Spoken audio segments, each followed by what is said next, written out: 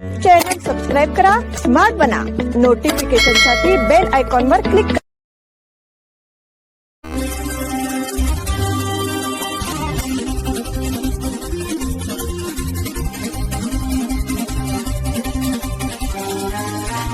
नमस्कार, स्मार्ट न्यूजच्या बुलेटिनमध्ये आपलं स्वागत.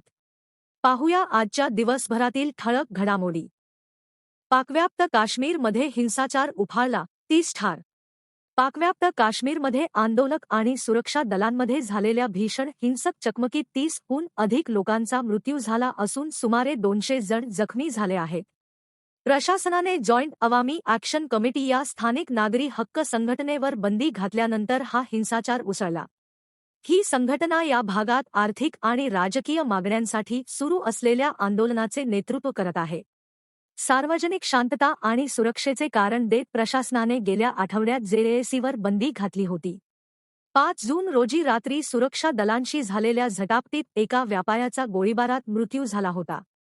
या घटनेमुळे तणाव वाढला आणि रावळकोट शहरात हिंसक चकमकी सुरू झाल्या. रावळकोटचे मुख्य प्रशासकीय अधिकारी, कमिशनर सरदार वाहिद खान यांनी रॉयटर्स या वृत्तसंस्थेला सांगितले की त्या मृत व्यापाऱ्याचा शवविच्छेदन अहवाल येण्यापूर्वी त्याचे शव रुग्णालयात ठेवण्यात आले होते.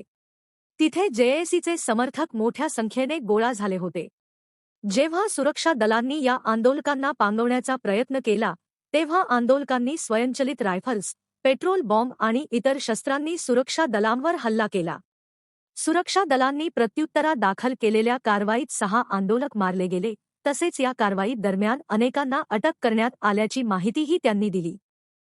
सीसीबी पोलिसांची मोठी कारवाई, 9.5 लाखांचे हेरॉईन जप्त. शहर गुन्हे शाखेच्या म्हणजेच सीसीबी पथकाने अंमली पदार्थांच्या विक्री विरोधात मोठी कारवाई करत 9,50,000 रुपये किमतीचे हेरॉईन जप्त केले. तसेच 3 आरोपींना अटक केली आहे. या कारवाईत एकूण 10,31,100 रुपये किमतीचा मुद्देमाल जप्त करण्यात आला आहे. सीसीबीचे पोलीस निरीक्षक मंजुनाथ नाईक यांच्या मार्गदर्शनाखाली पीएसआय मंजुनाथ भजनत्री व त्यांच्या पथकाने 8 जून रोजी तांगडी गल्ली येथील महादेव मंदिरामागील मोकळ्या जागेत छापा टाकला. त्यावेळी आरोपी हेरॉईनची विक्री करत असल्याची माहिती पोलिसांना मिळाली होती. या कारवाईत निझिल नारायण बल्लारी, कपिल गजानन होसूरकर आणि आकाश आनंद साळुंखे या तिघांना अटक करण्यात आली. आरोपींकडून 466 छोट्या पुड्यांमध्ये पॅक केलेले 47.29 ग्रॅम हेरॉईन, किंमत 9.50 लाख रुपये, 70,000 रुपये किमतीची काळ्या रंगाची सुझुकी अव्हेन्यू स्कूटर, 10,800 रुपये किमतीचे 3 मोबाईल फोन तसेच रोख रक्कम जप्त करण्यात आली. चौकशी दरम्यान हे हेरॉईन मुंबई येथील एका महिलेच्या माध्यमातून आणल्याची माहिती समोर आली आहे. या प्रकरणी खडेबाजार पोलीस ठाण्यात गुन्हा दाखल करण्यात आला असून पुढील तपास सुरू आहे. गोकाक शहरात 2 सशस्त्र गटात तुंबळ हाणामारी. जुन्या आर्थिक व्यवहाराच्या वादातून 2 गटात झालेल्या तुंबळ हाणामारीत 16 वर्षीय मुलगा गंभीर जखमी झाला. गोकाक शहरातील लक्ष्मी लेआउट परिसरात ही घटना घडली. वरुण संतोष गोल्लर असे हाणामारीत गंभीर जखमी झालेल्या मुलाचे नाव आहे. मोठ्या प्रमाणात रक्तस्राव झाल्याने त्याला तातडीने बेळगावातील खासगी रुग्णालयात दाखल करण्यात आले असून सध्या त्याच्यावर अतिदक्षता विभागात उपचार सुरू असल्याचे समजते. पैशाच्या देवाणघेवाणीतून 2 गटांमध्ये शाब्दिक वाद झाला. वाद चिघळला आणि त्याचे रूपांतर हिंसक संघर्षात झाले. यावेळी दोन्ही गटातील व्यक्तींनी धारदार शस्त्रे, कोयते आणि लोखंडी रॉड घेऊन रस्त्यावरच एकमेकांचा पाठलाग करत हल्ले केले. भर रस्त्यात झालेल्या या थरारक मारहाणीचा व्हिडिओ स्थानिक नागरिकांच्या मोबाईलमध्ये कैद झाला असून तो सोशल मीडियावर व्हायरल झाल्याचे सांगण्यात येते. घटनेची माहिती मिळताच गोकाक शहर पोलीस ठाण्याचे अधिकारी आणि कर्मचारी घटनास्थळी दाखल झाले. पोलिसांनी परिस्थिती नियंत्रणात आणत परिसराची पाहणी केली. गणपत गल्ली व परिसरात पुन्हा अतिक्रमण हटाव मोहीम गतिमान. बेळगाव शहरातील प्रमुख आणि मध्यवर्ती व्यापारी केंद्र असलेल्या गणपत गल्ली व मारुती गल्ली परिसरामध्ये आज पुन्हा एकदा महानगरपालिका प्रशासनाने धडक मोहीम राबवत अतिक्रमणांवर कडक कारवाई केली. रहदारी पोलिसांच्या पथकाने या मोहिमेत सहभाग घेतला होता. मुख्य रस्त्यांवर अतिक्रमण करून पादचारी आणि वाहनधारकांच्या दळणवळणास अडथळा निर्माण करणाऱ्या व्यावसायिक तसेच फेरीवाल्यांना महापालिकेच्या पथकाने कठोर शब्दात तंबी दिली. तसेच काही ठिकाणी साहित्यही जप्त करण्यात आले. शहरातील या अत्यंत गजबजलेल्या व्यापारी मार्गांवर वाहतूक व्यवस्था सुरळीत आणि सुरक्षित करण्याच्या हेतूने महापालिकेच्या अतिक्रमण निर्मूलन पथकाने ही मोहीम हाती घेतली होती. या कारवाई दरम्यान रस्त्यांच्या हद्दीत नियमबाह्य पद्धतीने आणि रस्त्यावर बेकायदेशीरपणे मांडलेले विविध व्यावसायिक साहित्य जप्त करण्यात आले. महानगरपालिका प्रशासनाच्या या अनपेक्षित आणि आक्रमक पवित्र्यामुळे बाजारपेठेतील अतिक्रमणधारक दुकानदार व फेरीवाल्यांमध्ये काही काळ प्रचंड घबराट पसरली होती. सार्वजनिक नियमांचे उल्लंघन करून पुन्हा अतिक्रमण केल्यास यापुढे थेट कायदेशीर गुन्हा दाखल करून कठोर कारवाई करण्यात येईल, असा इशारा पालिकेच्या वरिष्ठ अधिकाऱ्यांनी दिला आहे. कन्नड सक्ती थांबवण्याची युवा समितीची मागणी.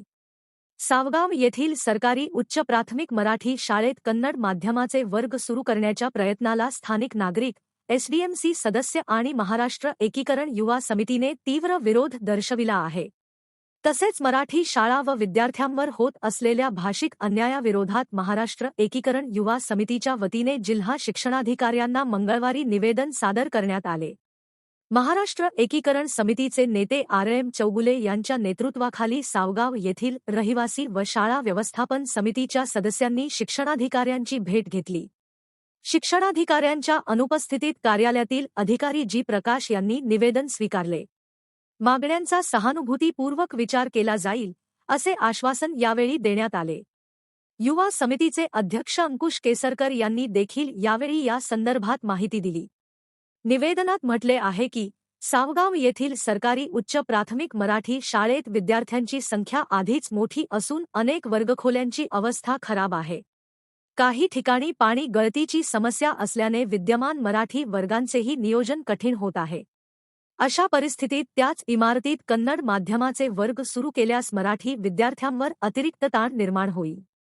त्यामुळे कन्नड माध्यमाच्या विद्यार्थ्यांसाठी स्वतंत्र जागेत वर्ग सुरू करावेत किंवा स्वतंत्र शाळा सुरू करावी, अशी मागणी करण्यात आली आहे. याचबरोबर महाराष्ट्र एकीकरण युवा समितीने मराठी शाळांशी संबंधित विविध प्रश्नांकडेही शिक्षण विभागाचे लक्ष वेधले. आज आपण या ठिकाणी DDPI यांना निवेदन देण्यासाठी आलो आहोत. संपूर्ण सीमा भागामध्ये मराठी संपुष्टात आणायचा हा खेळच कर्नाटक सरकारनं मांडला आहे काय, असं आमच्यासमोर प्रश्नचिन्ह आहे. आज परवा दिवशी सांगाव ह्या गावामध्ये प्रायमरी लेवलला कन्नडा स्कूल त्या ठिकाणी चालू केलं गेलं आहे. अवघी 3 ते 4 मुलं त्या ठिकाणी आहेत. मात्र मराठी शाळेच्या प्रिमायसिसमध्ये ती शाळा त्यांनी चालू करायचा घाट त्या ठिकाणी सुरुवात केलेला आहे. त्याला विरोध आपण केलेला आहे, कारण त्या ठिकाणी शिक्षक नाही आहेत. आमच्या मुलांना बसायला जागा नाही, वर्ग अपुरे आहेत. तरीसुद्धा त्या ठिकाणी कन्नडा विषयाचा एक वर्ग चालू करायचा प्रयत्न कर्नाटक सरकार करत असताना मी पाहतो आहे. तर आम्हाला या कन्नड भाषेला विरोध नाही आहे. कन्नड तुम्ही जरूर शिकवा, पण तुमची एक प्रिमायसिस वेगळी करून त्या ठिकाणी तुम्ही शिकवायचा प्रयत्न करा. असलेल्या मराठी मुलांना त्या ठिकाणी बाजूला करून त्या ठिकाणी जर कन्नड शिकवत असाल, हा अन्याय आपण या सीमाभागात सहन करणार नाही. आणि मराठी शाळा अबाधित राखण्यासाठी आम्ही सर्वजण ताकदीनिशी प्रयत्न करून मराठी शाळा टिकवायचा प्रयत्न करूया. आणखीन आता बेळगाव शहरामध्ये सुद्धा तीच परिस्थिती आहे. आज येळ्ळूर, खानापूर ह्या ठिकाणी सुद्धा असेच प्रयत्न चालू आहेत. ते सुद्धा आम्ही आणून पाडायचा प्रयत्न करणार आहे. मराठी शाळांना पुस्तकं दिली जात नाहीत. कन्नड आणि इंग्लिश माध्यमाची पुस्तकं त्या ठिकाणी पुरवली जातात. मात्र मराठी हा विषयाची पुस्तकं त्या ठिकाणी आत्तापर्यंत पुरवली गेली नाहीत. हा खरोखरच मराठी आणि सीमाभागातील मुलांवरचा हा मोठा अन्याय आहे. या अन्यायाला विरोध म्हणून आम्ही याच्या पुढं मोठ्या प्रमाणात आंदोलन करून एक शैक्षणिक क्षेत्रामध्ये असं जी दुहेरी भूमिका या सरकारने घेतलेली आहे त्याला प्रखर विरोध करणार आहोत. इराण्णा कडाडी यांचा मराठी द्वेष उघड.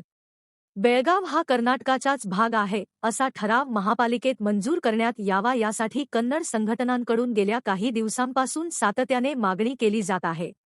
यावरून कन्नड संघटनांकडून राजकीय नेत्यांवर दबाव घालून हा ठराव संमत करण्यासाठी प्रयत्न चालविले जात आहेत. याचवेळी महापालिकेतील ठरावासंदर्भात काही मठाधीशांशी संपर्क साधून कन्नड संघटनांकडून ठरावाची मागणी केली जात आहे. यात आता खासदार इराण्णा कडाडी यांच्या वक्तव्याने नवी भर पडली आहे. बेळगाव हे कर्नाटकाचे असताना बेळगाव महापालिकेत ठराव मांडण्याची गरज काय?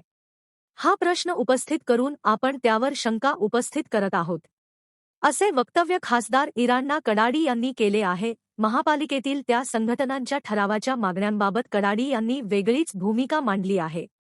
मात्र कन्नड संघटनांना फटकारल्यानंतर त्यांनी बेळगाव कर्नाटकाचेच आहे असे वक्तव्य केले आहे. यामधून त्यांचे कन्नड प्रेम आणि मराठी द्वेष उफाळून आल्याचे दिसून आले आहे. याचबरोबर स्मार्ट न्यूज मराठीचे आजचे बुलेटिन इथेच संपले. धन्यवाद.